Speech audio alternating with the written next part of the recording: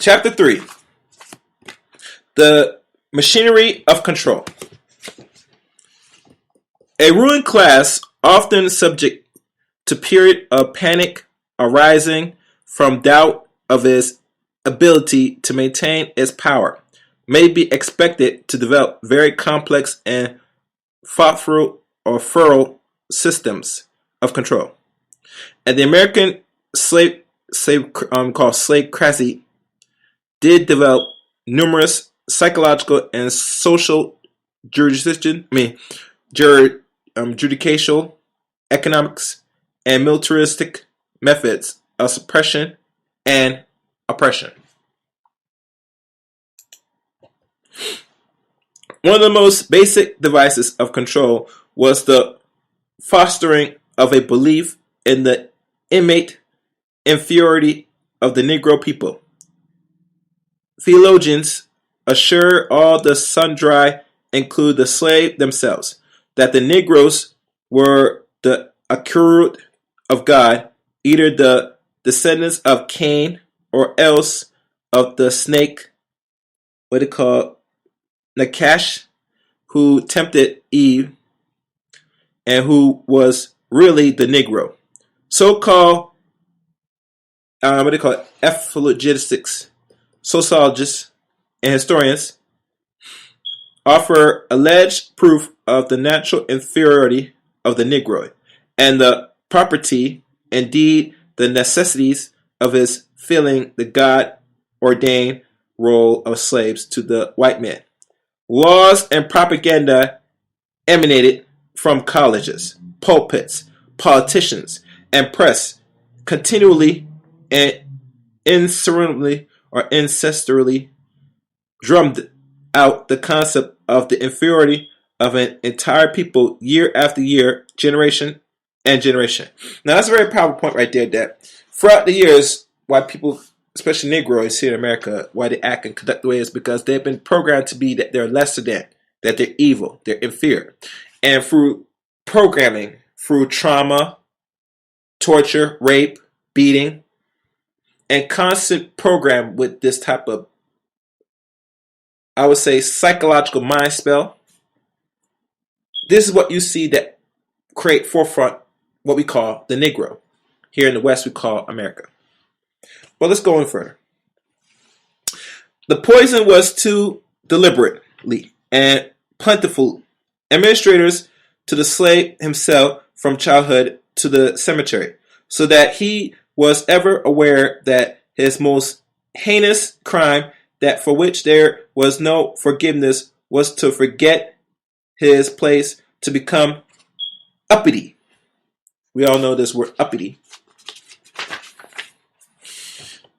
Fugitive slaves declared that the remembering two great misfortunes of his youth, one when he was very painful, scalded, the other when he observed this new contempt of his white friend, Monaco D. Conway, a native Virginian, is one of the very few writers who has commented upon this aspect of American slavery. His words are worthy quoted.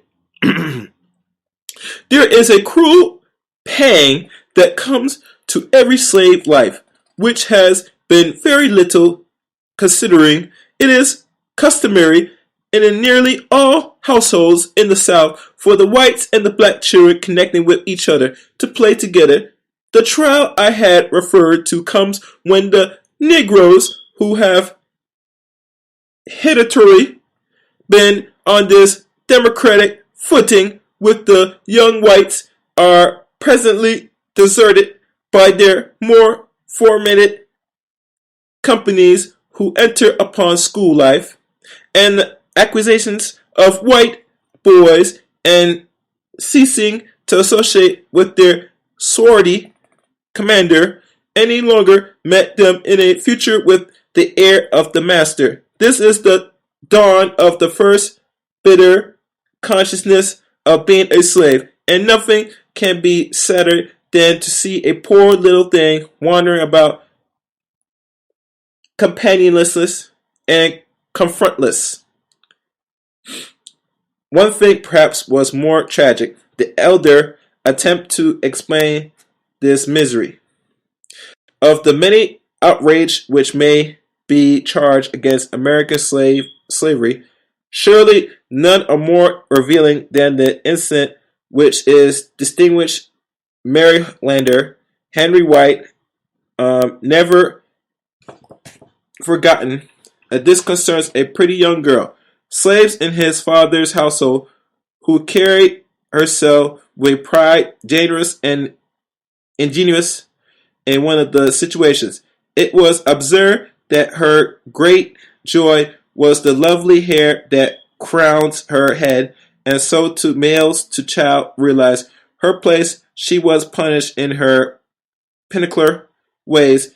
In Mr. White's words, this was the cutting off of the hair of a mulatto girl who was almost white and whose hair did not resemble in the least the woolly hair of the Negroes. She greatly prided herself on her resemblance in generally to the white folks, and it was a great humiliation that it should be cut off, which of course was the basis of the particular punishment.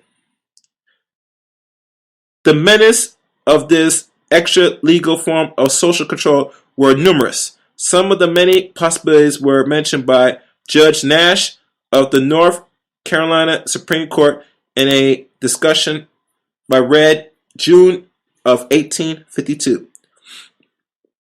What act in a slave towards a white person will amount in silence, it is manifestly impossible to define. It may consist in a look, the pointing of a finger, a refusal of neglect to step out of his way when a white person is seen to approach, but each of such acts violates the rules of property, and its tolerable would destroy the subordinate upon which our social system rests. One who was an expert on the humiliation incident to being a slave remarked, "Does a slave look dissatisfied? It is said he has the devil in him. Does he speak loudly when spoken to by the master? Then he is getting humiliated or high-minded, and should be taken down a button-hole lower. Does he forget to pull off his bar or his hat at the approach of a white person? than he is wanting in reference? Does he virtue to vindicate his conduct when censured for it? Then he is guilty of impudence, one of the greatest crimes a slave can commit.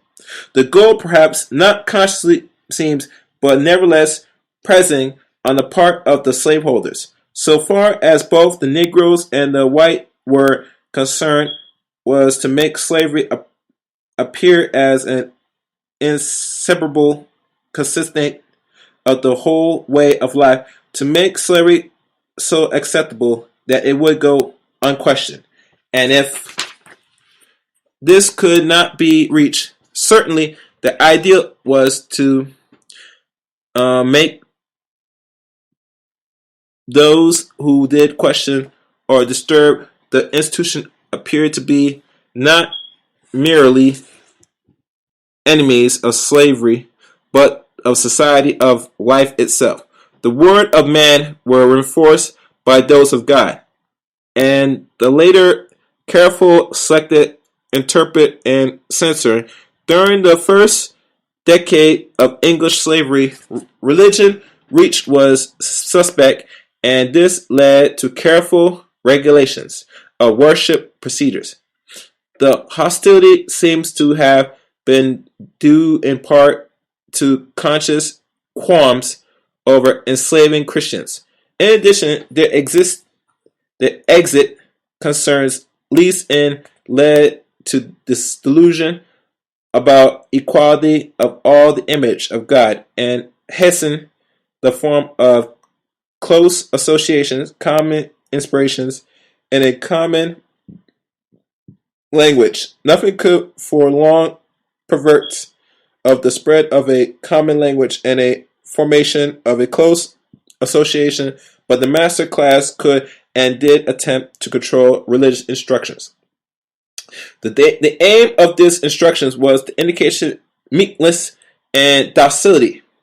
An example of a typical sermon is permanent. We choose one that was popular among clergymen of the protesting Episcopal Church, or what they call it, Episcopal Church, in Maryland and Virginia during the 18th and 19th century. And the slaves here are assured that God has willing that they copy their lowly positions, and they are told that unless they perform their allotted task, they will suffer eternally in hell. Specifically, they are wanting that the Lord is greatly offended when they are saucy, impudent, stubborn, or stealing, nor are they to alert their behavior if the owners is cross or means of cruel. That is the Lord's concern, not their, and they are to leave the master's punishment to him. One fact particularly, the beating and bashing, or in the sermon's eponymous language, or hyponious language, correction, might make patient difficulty. This is recognized and explained, and it always is done in a most complete and ingenious manner. The section devoted to this is lengthened, but inimitable, and exact quotations alone does it justice. And let me stop. The church I tried to say earlier was called the Episcopal Church. It's hard to pronounce because, get tongue-tied saying it. But it seems to be, in regards to other forms of control, is using the forms of God telling the slave and conditioning him that, if you don't do what the master tells you, which is mostly the slave master, then the punishment will not only be by his hands, but they will suffer a greater punishment, which they give to the slave, that you will go to hell. And if you understand psychology, they had to use fear-based type trauma to Negroes back in them days. And probably some of it still plays today, because some Negroes act in a way now. But back then, it was evident that, they were slaves, and usually the trauma in regards to time that they'll go to hell if they don't do what is told goes a very long way. Let's continue. And let me check for anybody's in the chat room. I know Christine Williams. I hope you like the stream so far. And if you can, please tell everybody if they come in the building to like the video. I would appreciate it. If you're still there, Christina. There is only one circumstance which may appear grievously, that I shall now take notice of it, and this is correction. Now when correction is given, you either deserve it or you do not deserve it. But whether you deserve it or not, it is your duty, and Almighty God requires that you bear. And particularly, you may perhaps think that this is a hard doctrine, but if you consider a rightly, you must need think otherwise of it. Suppose then that you deserve correction. You cannot but say that it is just a right you should meet with it. Suppose you do not, or at least you do not deserve so much, or you serve or correction for the fault you have committed. You perhaps have escaped a great many more and are in least or last paid for all. Or suppose you are quite innocent of what is laid to your charge, and suffer wrongfully in the particular things. It is not possible you may have done some other had which was never discovered, and that Almighty God, who saw you doing it, would not let you escape without punishment and one time or another, and you ought to not in such a case to give glory to him, and be thankful that he would rather punish you in this life for your wickedness than destroy your soul, for it is the next life. But suppose that even this was not the case, a case hardly to be imagined, and that you have by no means, known or unknown, deserved the correction you suffer. There is a great comfort in it, that if you hear it patiently and leave your cause in the land or in the hand of God, he will reward you for it in heaven, and the punishment you suffer unjustly here shall from into your exceeding great glory hereafter. After this, one can well understand the inspiration of the resolution adopted by a southern religious organization in 1850, declaring that intelligence masters with. I know real Aaron Collins. I hope you like the reading so far. Please like the video as you come in.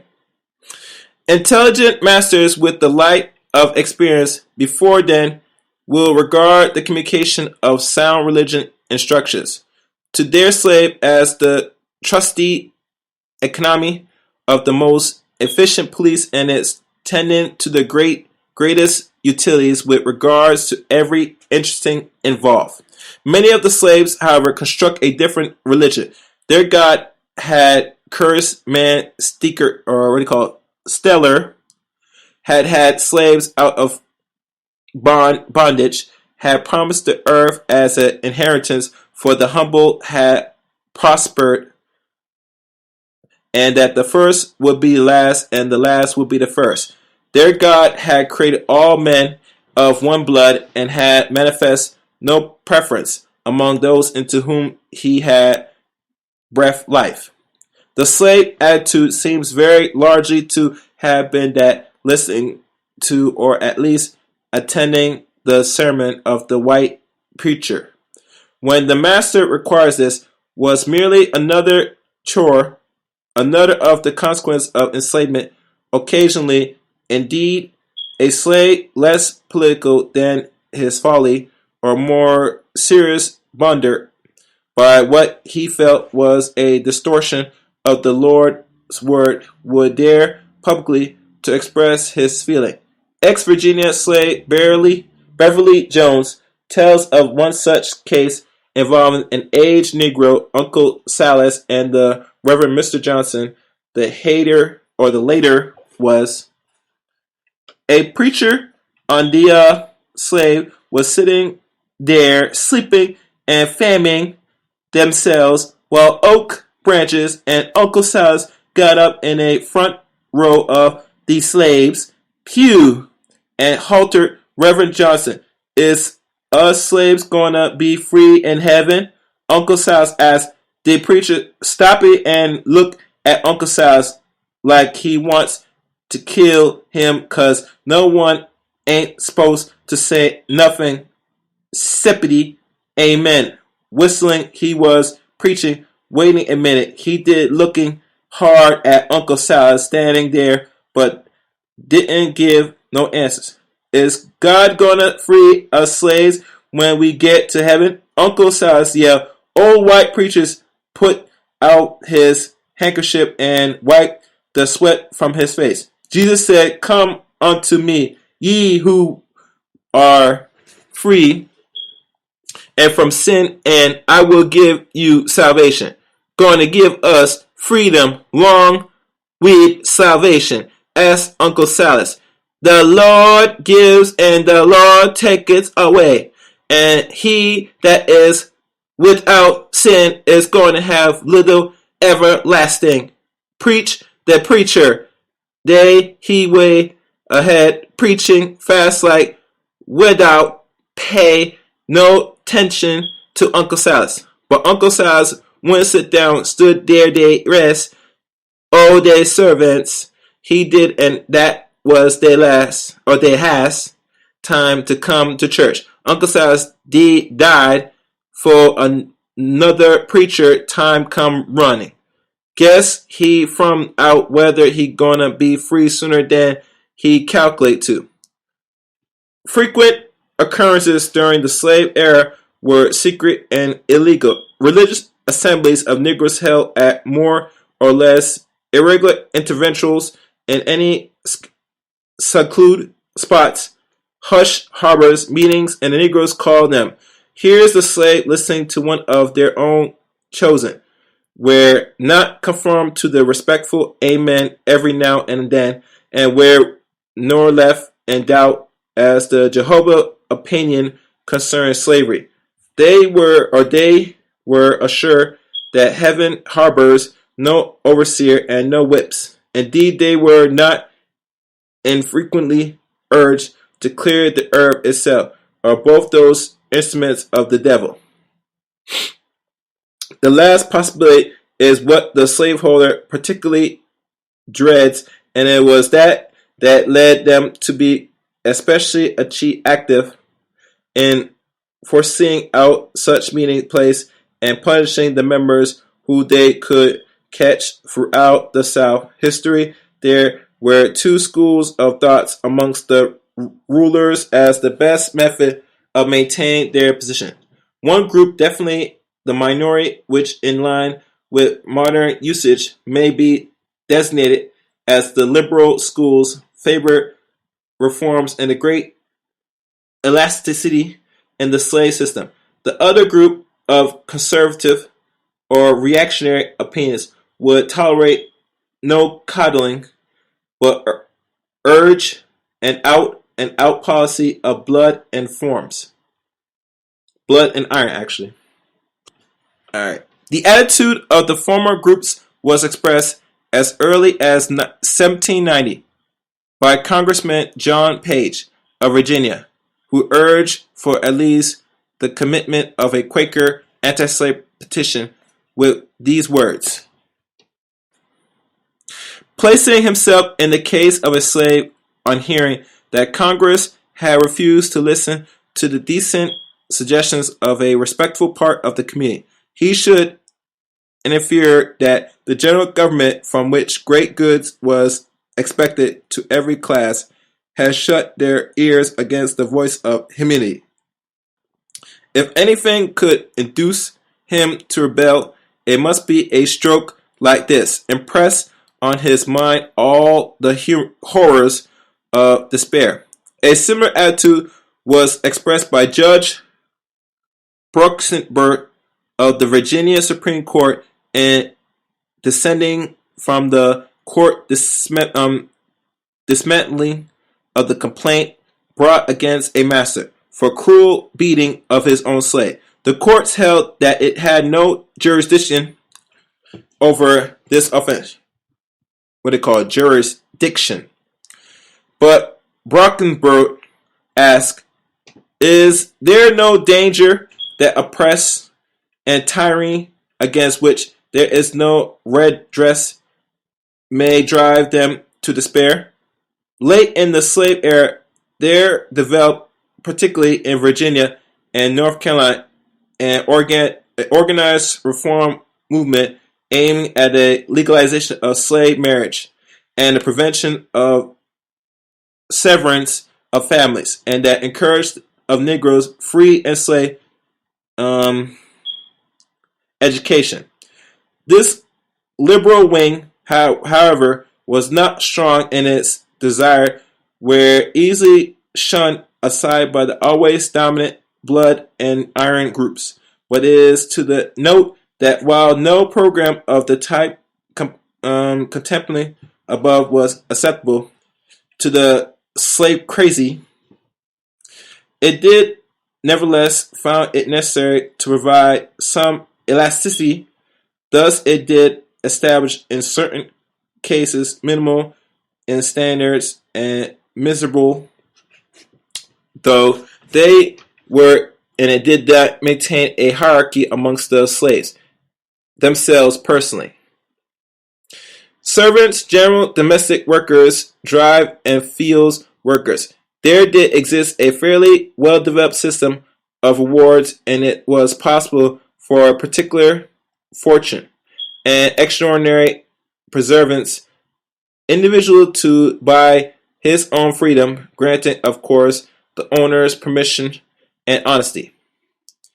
The fostering of division among the slave and the ancient divided and rule formula was an important method of control. Carefully selected slaves were the personal servants, made and females, who often were assigned to and did serve a particular member of the master family throughout his or her life.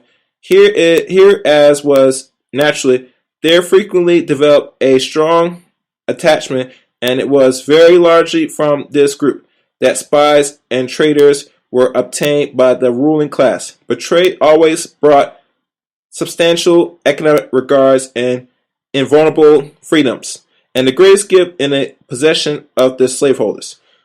Positive assignments as spies were also not unknown. Thus, Frederick Douglass remarks, slaveholders are known to have sent spies among their slaves to ascertain, if possible, their views and feelings in regards to their conditions.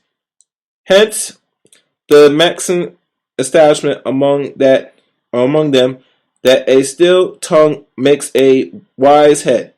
Again, during considerable excitement in North Carolina over signs of relentlessness among the slaves and fear that David Walker revolutionary pamphlets or populars might have react them, it was decided as the best means of asserting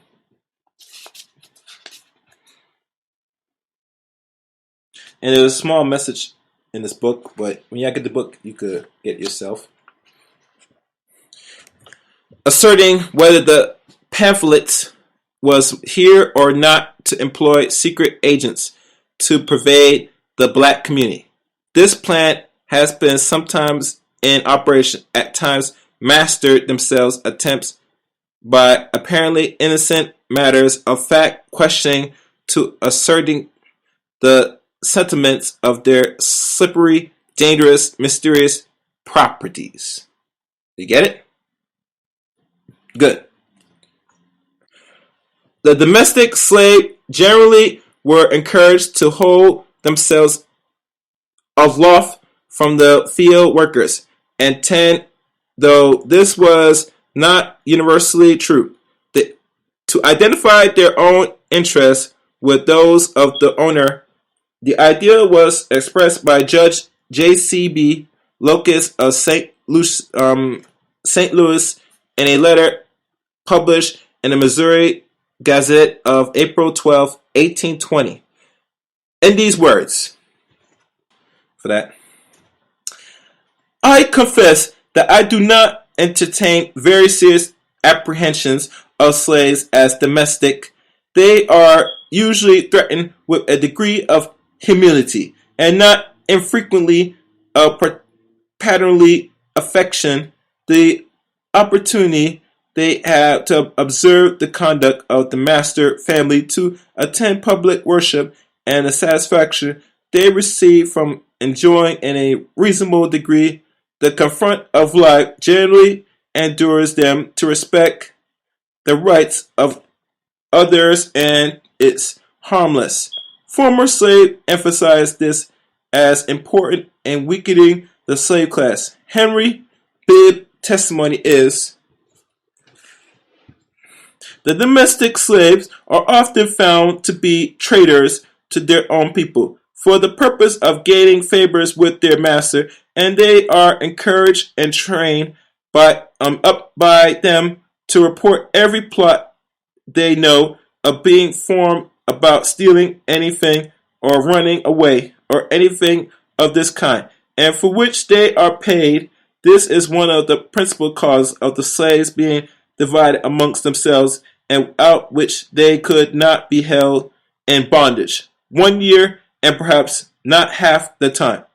Austin Stewart similarly declares that a domestic slave will, for the sake of his master and mistress, frequently betray his fellow slaves.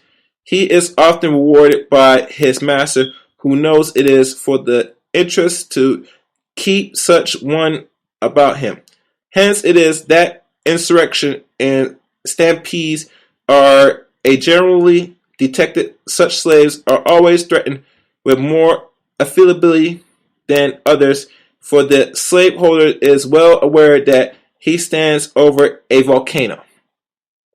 Wow.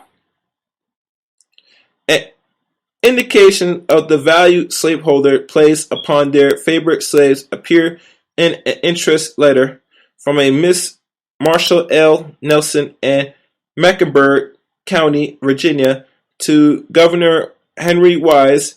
The lady writer, in a period of panic due to Negro unrest, appealed to the governor to pardon her domestic slave Coleman, who had been sentenced to transportation upon conviction for a crime.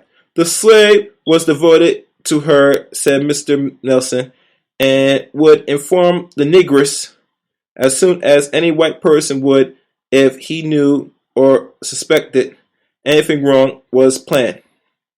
Among them, I am almost a maniac from the less of sleep, now in the depths sick of night. I wrote beseeching you and pardon my servant. Such a servant ought not to be sent away, particularly in these perilous times of insurrection, or we call perilous times. Another device for weakening utilities or weakening unity and solidarity amongst the slaves, which was particularly important during the early years of the institution, was the separation of slaves and similar families or tribes. Thus, sympathizers between the Negroes were less keen and associated less familiar than might otherwise have been. Wow. And to let y'all know, in this particular section, like I said before, there was not much. Actually, most of the slave masters didn't get much punished for punishing their slaves. And not only that, but the plans they do, they use the spies or the traitors amongst the slave population to the full extent, so that way there's no any other outbursts or insurrections amongst, the plantations. Let's continue. The true language difference were also in this way introduced, which tends to make uprising and plots more difficult. Occasionally, bright spots tend to serve as safety values, lettering off some of the steam accumulating by abuser grievances and oppression. Holiday brings rest and recreation were few, and the days were long between them, but they were important. Emotionally outlets. Frederick Douglass stressed the point, speaking from painful and intimating personal knowledge. He declared these holidays were also sort of conductors, or from the human mind, when reduced to the condition of slavery, but for these the region and the bondage would have become too severe for endurance, and the slaves would have been forced up to dangerous desperations. He notes, too, that a slave who did not make the most of their holidays in the accepting style of hilarious carrying on was suspect, and not to be drunk during the holidays was disgraceful. Monetary rewards or generosity seems to have been fairly prevalent, particularly in the more northern of the slave states, and during the later parts of the era. Thus, in the evidence presented before the North Carolina courts in 1858, it was declared to be customary for the hired slave to get 25 cents at the end of each week, and an inducement to good behavior. The next year, Judge Manley of this state hands down a decision in which he implies that the system of rewards was necessary to preserve the system of slavery, and that the gratuitous might be developed to any desired extent without violating either the express laws or general policies of the country. From these gratitudes,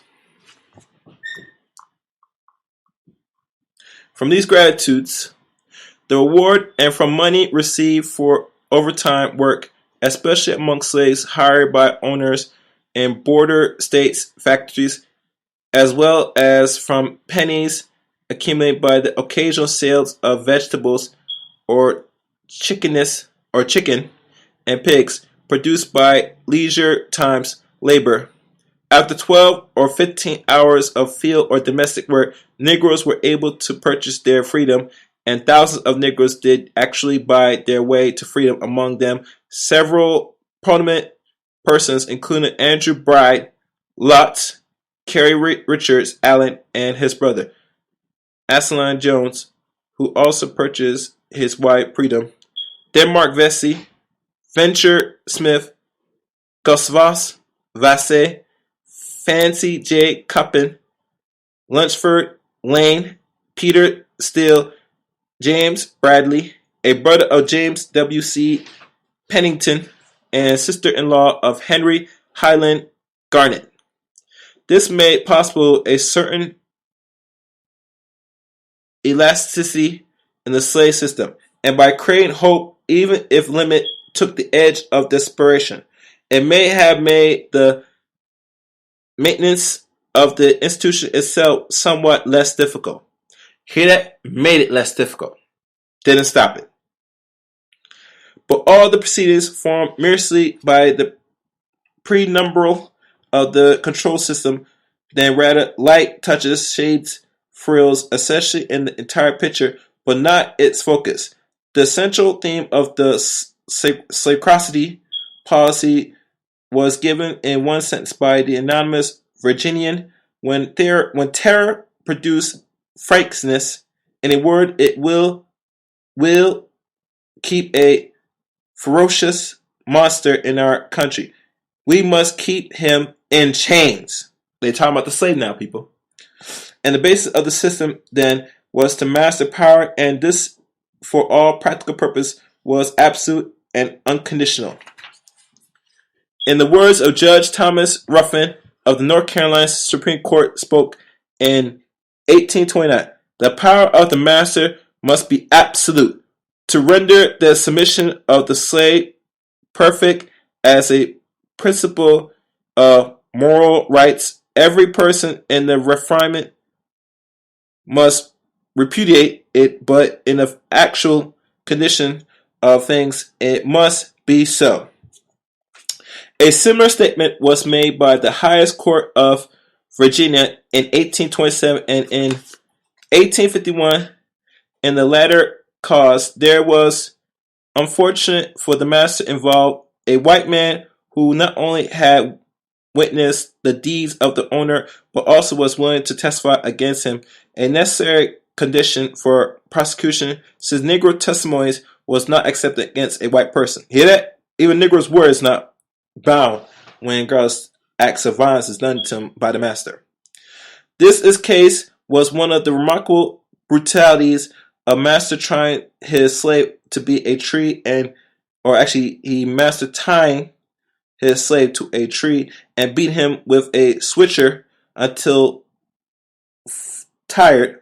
He then ordered another slave to cob Sam with a slinger or shingling and apply fire to the body of the slave about his back, belly, and private parts. Proceed to wash him with hot water in which he had been stepped pod of red peppers kicked and stamped upon him, and finally choked the Negro with a rope. Continued to later proceed of correctionist until death. Wow. And the defendant of Mr. Southern maintains, however, and apparently with a straight face, that he did not intend to kill the slave. The proof of intent was necessary for conviction, and thought Sam was frightened and pretended to be suffering or injured when he was not. The decision of the court read, "It is policy of the law in respect to the relationship of master and slave, and for the sale of securing proper subordination and obedience of the part of the slave, to protect the master from prosecution. In all such case, even if the whipping and punishment by mutilation, cruel and excessiveness, but since here death ensures under circumstance sworn to by a white person and not denied by the defendant, it felt compelled to sentence Mr. Southern to 5 years in imprisonment." And we will stop right there.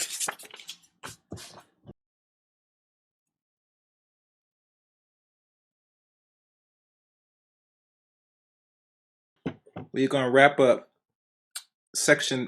chapter 3, section 2 now. Okay, let's begin.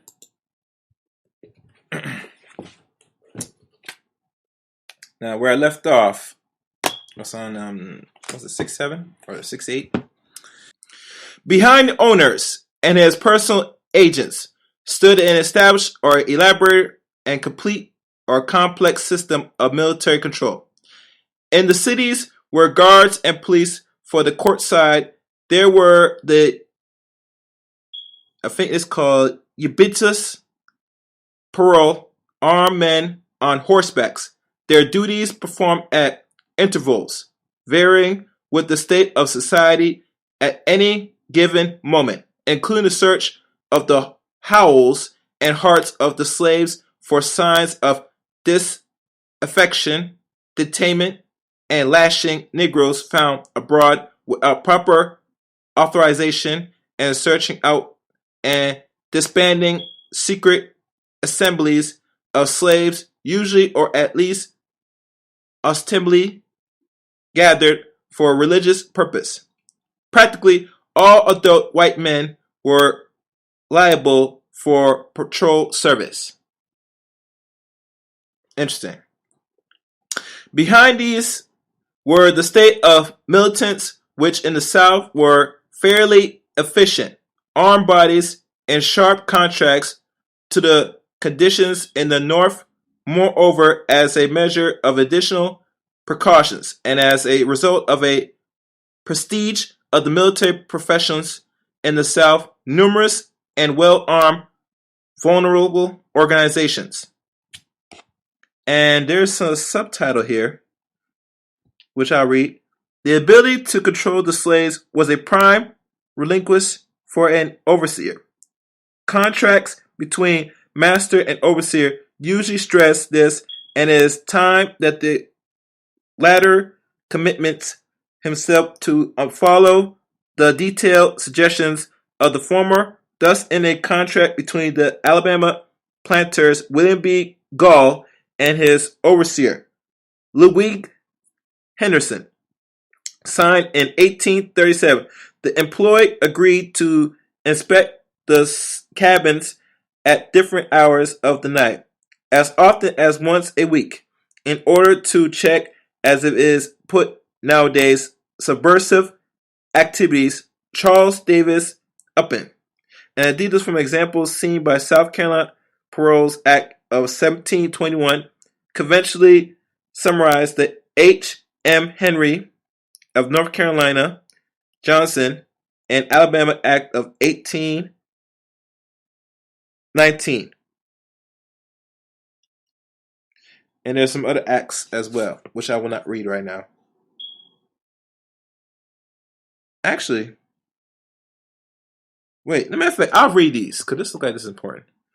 Described by William H. Dodd and the Old South Struggle for Democracy, page 105. Note also the statement by Samuel A. Ashey as concerned North Carolina that the constant possibility of insurrection requires that attention should ever be given to the militants. History of North Carolina II. For detail of militant organizations in Virginia, see W. W. Hansberg and statutes of at large of the fourth, and past saying the of these act actually this is the acts of 197 page 204 act of 1727 past say the presumed because of the dangers from abroad Indians and because great danger may likewise happen by the insurrection of Negroes and others. My Hansberg collection is filed with militant regulations, and these are all laws and codes. Abundant, finally, but by no means of at least importance, stood the armed might of the federal government, a large percentage of which was stationed within the South itself, and all of which was pledged, as the Constitution was then generally interpreted, to assist in suppressing servile unrest. The militarism characterized of the slave South was commented upon by several contemporaries and has not gone entirely unannounced by historians. A famous British scientist visiting the South at the end of the 18th century was impressed that he remarked of the white men, the fact is that they are all soldiers. Another visitor from Great Britain, Captain Bassing Hall, was struck by the military police constantly. And there's more descriptions. For a description of what such famous body, see anonymous article of Richmond Light, Infinite Blues, Tyler Courtney, historian, and okay, this is reference. Oh, and here's another thing. That it was so used at various times will appear in the course of the narrative. When in 1842 the Navy and Army appropriation bill came before Congress, Southern members, including Calhoun and Beman, expressed concerns whether Negro free or slave were employed by these service, and this was in a period of strained relationship with English, and it was feared that in cases of war that no longer slavehold nations might stir up insurrections in the United States. Hugh R. Fraser, Democracy in the Making of Jackson Tyler, and this looks like a book, resolutions were therefore passed calling upon the Secretary of the Navy, Mr. Upshurt, and of the Army, Mr. Spencer, to provide the facts. Upshurt report that slaves were for shades over 1/20th of the ship's crew to be Negro, and it was thought that a number generally is very far within this proportion. Mr. Spencer reports no Negro service or soldier, but 106 slaves worked in the quartermakers or quartermasters department, 8 in the commissary, and 570 Negroes, 25 free, and that the engineers, in addition, 28 slaves labored in various southern arsenal executive democracy. So, then moving on. Let's see. And make sure you hit the like button, guys.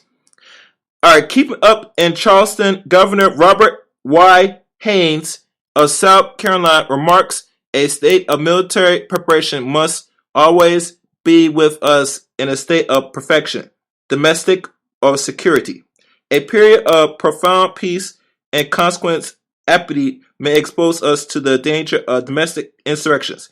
The military preparation was commented upon by Fanny Kimball while the Charleston in 1838. She noticed particularly the 9 o'clock curfew for Negroes and the imposing new guard house, which she thought was very large for so small a town.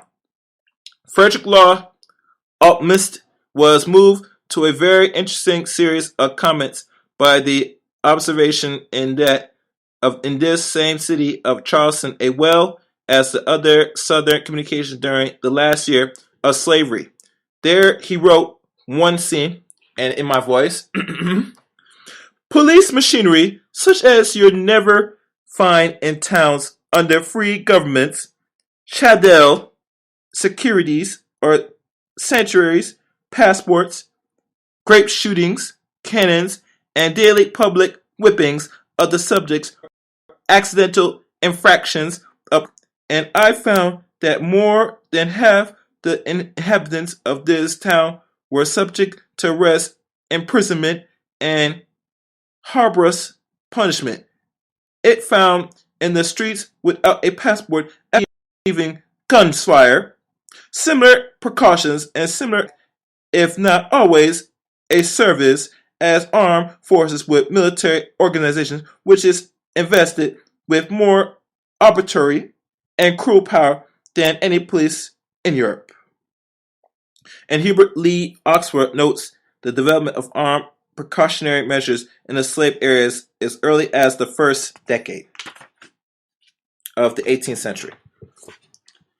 He records the establishment of maintenance of about 8 which house along the coast of South Carolina, and declared one duty of the armed watchmen at these posts was to look out for slaves who were trying to escape by sea. The influence of slavery in development of military spirits and institutions of the provides and further evidence of the creation of the patrol system. In 1704, Henry Adam and Rossing H. Taylor and other historians who have commented upon the militarism so notably in the slave South and of such basic importance in the contaminants of the system. Laws regulating and restricting nearly every conceivable activity of the slaves were another fundamental factor in their control. Thousands of such measures were passed, and it is manifestly impractical in categorizing each or even most of them. It is purpose, however, to effect in general terms of the stipulations of these attachments, and then to give in some detail the important laws passed in various colonies early in the history of slavery, which serve as models for later legislation, and those passed by several states during a period of considerable slave unrest, when batch of new laws always appear.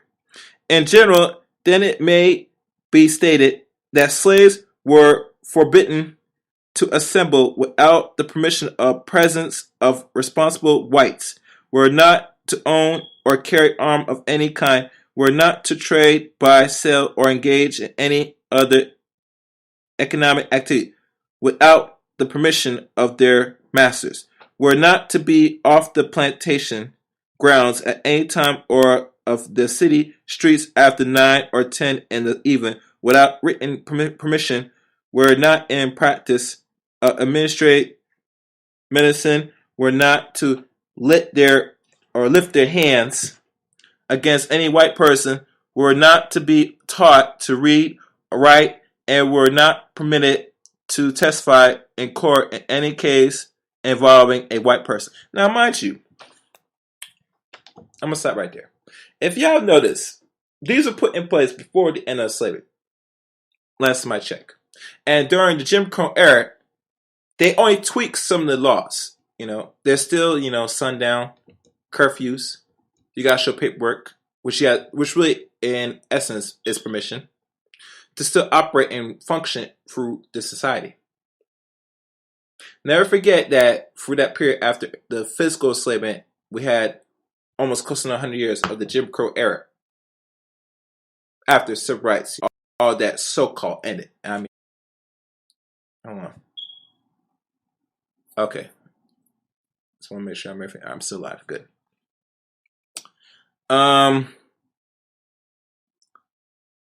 Laws. Okay. Laws laying the groundwork for the elaborate legal system of repression were passed in several colonies in the 17th century. Virginia, for example, being seriously troubled by maroons or outlying belligerent slaves, passed a law in 1672 urged and reward the hunting down and killing of those fugitives.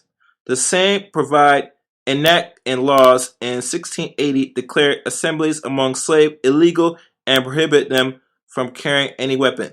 The House of Burgess passed a similar bill 8 years later, but this was rejected by the council because the part of the bill restraining Negroes from meeting in considerable numbers and walking abroad, as also from bearing any arms, carrying of clubs, staves, or other offensive weapons or instruments, we are of opinion is sufficiently provided for by the 1680 enactment and in 1682.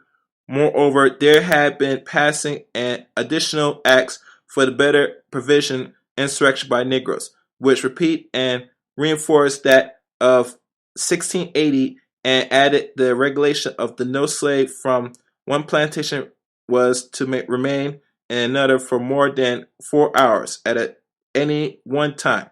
In June 1694, Governor Ashros issued a proclamation calling attention to the law of 1680 and 1682, declaring that the virgin Negroes and slaves of sundry parts and counties in this colony have met congressionally and got together.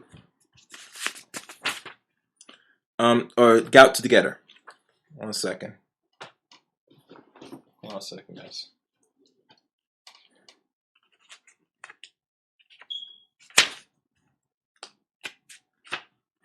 As I mark that,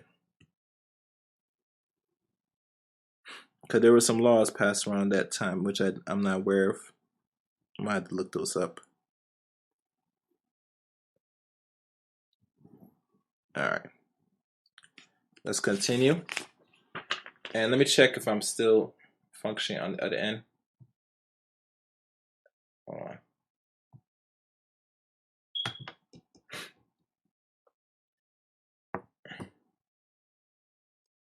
All right. Good. And within meeting and gathering together of such Negroes or slaves as aforesaid, being of dangerous consequence, in order that this proclamation of the laws in which to refer were to be published and displayed in churches and chapels of ease and all meetings in militants or musters. New York in 1684 declared that over 4 slaves should at no time and at no place meet to get away from their masters' service, and no slave was to carry arms. In 1702, the number of permits to meet together was dropped from 4 to 3, and it was declared that a slave evidence would be acceptable only in case of plotting or confederacy amongst themselves. You that? That's another law. Okay. Another quick note. At about this time, the slaves control problem became serious in Kings County, Brooklyn, of this colony, finally compelling the governor of New York and New Jersey, Lord Cornbury, to issue in July of 1706 this proclamation addressed to the justice of the peace. And he says, wherever I am informed that several Negroes in Kings County have assembled themselves in a riotous manner, which, if not prevented, may prove of ill consequence. You and every one of you are therefore hereby required and commanded to take all proper methods for seizing and apprehending all such Negroes in a said county as shall be found to be assimilated in such manner as afforded or lame, run away, or escorted from their masters or owners, whereby there may be reasons and subject then of ill practice or design, and to secure them in safe custody, that their crimes and actions may be inquired into, and if any of them refuse to submit themselves, then to fire on them, kill, or destroy them, if they cannot otherwise be taken, and for so doing, this shall be your sufficient warranty. Other colonists, notably Maryland and South Carolina, in 1690 passed laws severely punishing the instigation or the practice of conspiracy or rebellion in the same year. 1750, that Parliament authorized the holding of slaves in Georgia is provided as precautionary measures that every 4 Negroes in the colony there was to be at least 1 white man surveying of militant age, and that Negroes were not to be employed in any trade except that of agriculture, nor were they to be appropriating to artisan, with the exception of carpentry, or appreciation of artisan. And carpentry was very important back then, because those are the ones that built houses, and you know what I'm saying. And the one thing with this particular paragraph, why they only could do trades with are agriculture and carpentry. They never just said much about military until it's needed, if y'all noticed that. Because any other field, the slaves back then, or the ADOS during that time, would be deemed back in them days dangerous, because they would give them certain skills, and they could probably use these skills to take arms and fight back through their oppression. They can't have that, because they're dealing with a very much a middle foe, which is that Black American Negro. To have him train in all areas will be futile and dangerous for them. So when they pick and select the fields that were much more safer, it's only 2 things: agriculture and carpentry. So keep that in mind, and I will highlight there. Let's continue. The year from 1792 to 1804 are rather arbitrarily selected as conspiring the period of prolific law making, which, as previously remarked that it is purpose to study in some detail. This will compete for the present and the picturing of the legal machinery of control under which American Negro slaves told. The period marked by numerous slave plots here and in Latin America is especially noteworthy for acts restricting or temporarily outlawing the slave trade, both domestic and foreign. Federal governments in 1794 and in 1800 passed laws aimed at foreign slave trades. The first forbade citizens from equipping ships for such commerce, and the second prohibited them from serving abroad then or from having any interest in their voyage. States also sought to regulate the slave trade. South Carolina began in 1792 pass several laws against the importing. And here's a little subtitle which I'll read. L.C. Gray of History of Agriculture in Southern United States to 1860, and it's page 100. The restrictions of Negroes to agriculture work was probably a reflection of the fear of the urbanization of slaves, sometimes that recurs. See also by Richard B. Morris, Laborers and Merchantmen or Merchantism in the Revolutionary Era. R.B. Morris and the Era of the American Revolution, which is page 7980, and in 1698, because the great number of Negroes which of late have been imported into this colony may endanger the safety, thereby a law was passed in South Carolina encouraging the entrance of white servants. This was repeated 10 times between 1714 and 1764 by W.D. Boyce. All right, let's continue. The population of slaves, that of 1801 being the most severe ever enacted, had this law remained on the books for an considerable length of time, and had it been enforced, it would have gone far to cripple the institution of slavery itself. It declares that no person might import more than 2 slaves, and these were to be for personal use only. No other importation of Negroes from any source for any purpose, whatever, was to be permitted, with violation bringing a fine of $100 for each slave and the loss of Negro. This, however, was weakening for the next year, when the number of slaves one might import for his own use was made unlimited, and in 1803 the resurrection to personal use was itself lifted.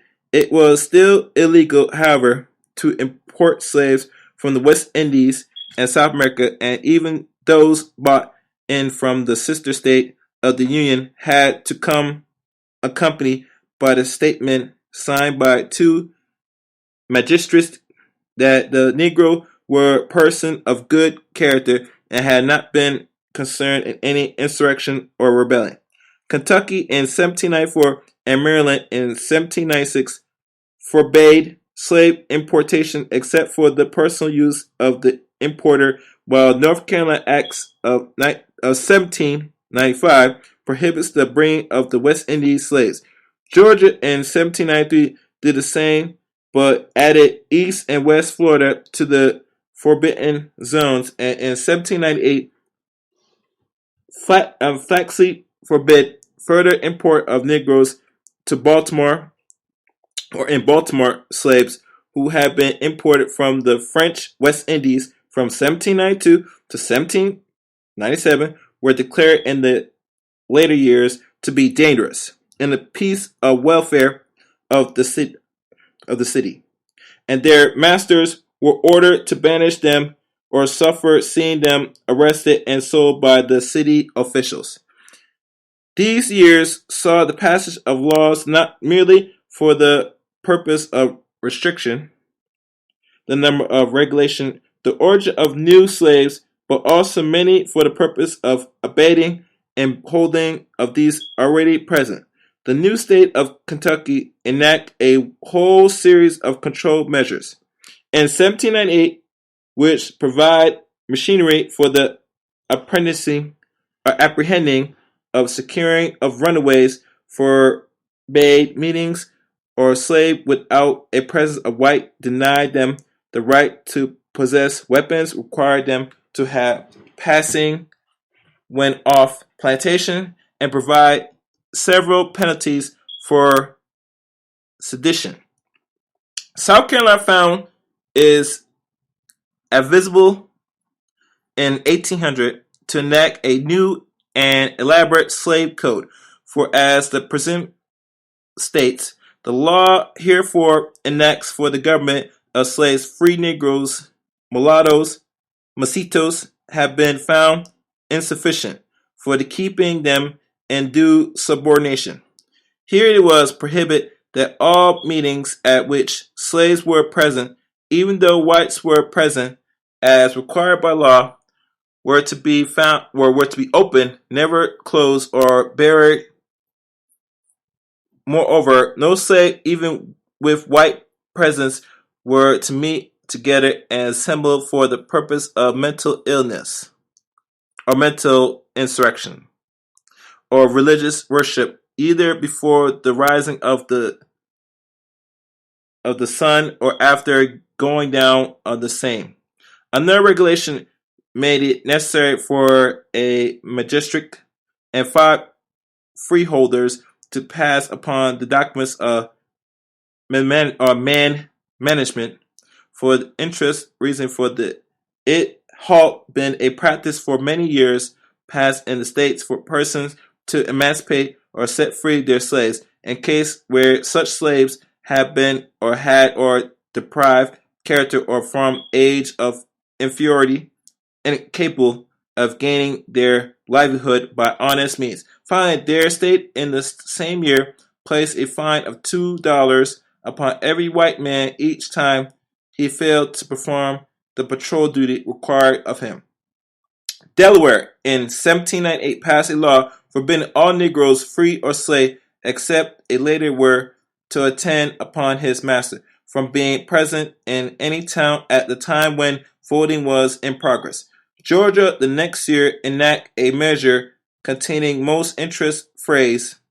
These provide that anyone guilty of willfully and maliciously killing or dismemberment or maiming of any slave was to be subject to be the same penalties as though the victim had been white, except in the case of insurrection by such slaves and useless, such maiming and dismemberment or killing should happen by accident, and giving such slave moderate correction. Finally, so far as the period as concerned both Virginia in 1798 and South Carolina in 1805.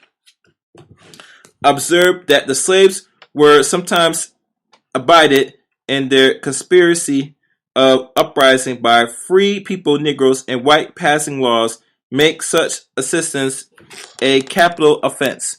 This type of legislation by no means entrusts the law aimed against the free Negroes in the slave era.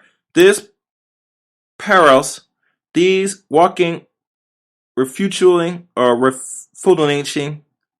of the entire slaveocracy ideology, or ever a source of concern. As proof of this may be cited of the Richmond Inquiry of January 18, 1805, which refers to free Negroes as possible chieftain or formidable conspiracists, or the Virginia Argus of the next year, January 17, 1806, which thought it may be provided that it is the free blacks who is instill into the slave ideal hostility to our peace. A striking illustration of these types of thinking occurred in the speech of the blunt John Rudolph of Virginia delivered in Washington at the formation meeting of December of 1816 of the American Colonization Society. His remarks demonstrate firming grip of slave population by the removal of a disturbing element. Mr. Randolph said that, and he says, end quote,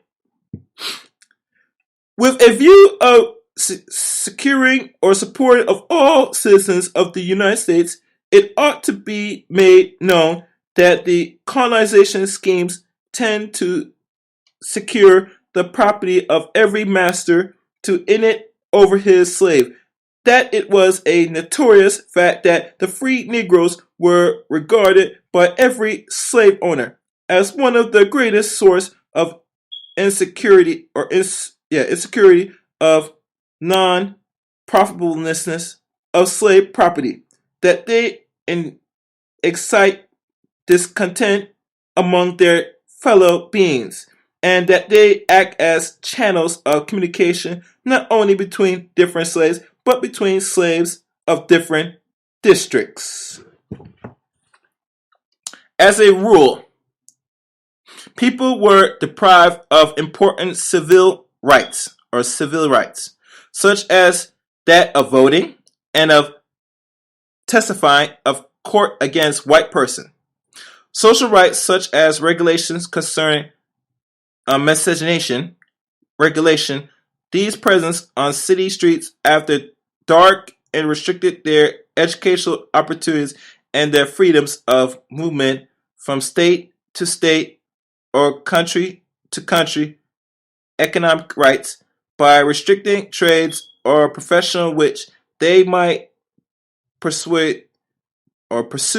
Moreover, in order to cut down the growth of these type of populations, it became, as the years passed, that policy of the state to make the act of manumission increasingly difficult, and indeed, just prior to the Civil War, some of the, and let me highlight this, and you see the man just said policy, which a lot of people don't know. You can't get around policy. That controls your population right there.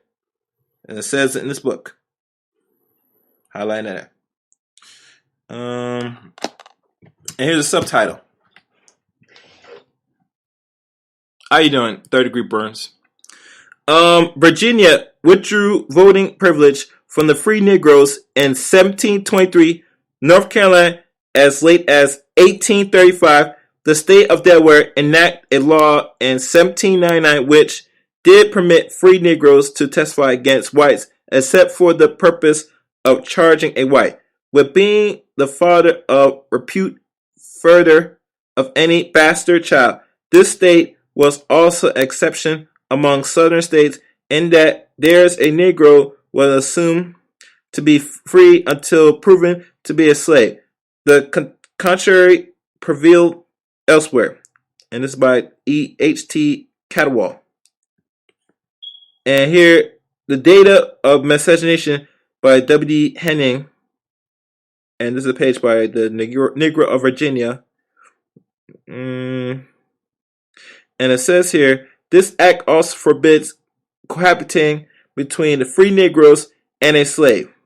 Carter G. Woodson, the beginning of the miscegenation, or the miseducation of the whites and blacks, or miscegenation of the whites and blacks. That's his book. And a journal by Negro Histories, an example of curfew laws and all that. These are all notes what I'm reading to you right now. And also another note, for example, the economic restrictions of Lamar and the public arcs of Georgia. And for detail, a restriction placed upon free Negroes, see Victor. Okay. And these are also referenced. So what I'm reading is a little short reference part of what's read in this previous paragraph. And now, the states passed law for the purpose of enslaving Negroes already free. To summarize then, one may say that the master of the southern states were not content to depend merely upon social inheritance or the power that their ownership of the means of production gave them in order to maintain their dominant position. On the contrary, they call into play every trick, rule, regulation, and device that the human mind could invert to add them to attempt psychological, intellectual, and physical debasement of an entire people and the inclination of glorifying of the most outrageous racial animosities, butterishness, or what they call butterists, by theological historians and anthropology theories, and divide of the victims against themselves. The the use of spies and encouragement of traitors and involved of a rigorous social code helpful for their purpose and disclaiming or what they call disbanding, tabooing, and finally repressing of all oppositions through the deeds of establishment of elaborate police and military systems, enact innumerable laws of oppression and suppression, of developing, in short, of a social order within which the institution of Negro slavery became so deeply embedded that it was true that it touched one was to be more than the other. The indissoluble linkings of one with the other, epitomizing of entire methods of control, and was at once its strength and its weakness. And that is the end of this chapter, section 2. Epitomizing, we call it. So I'll put a bookmarker here and stop here.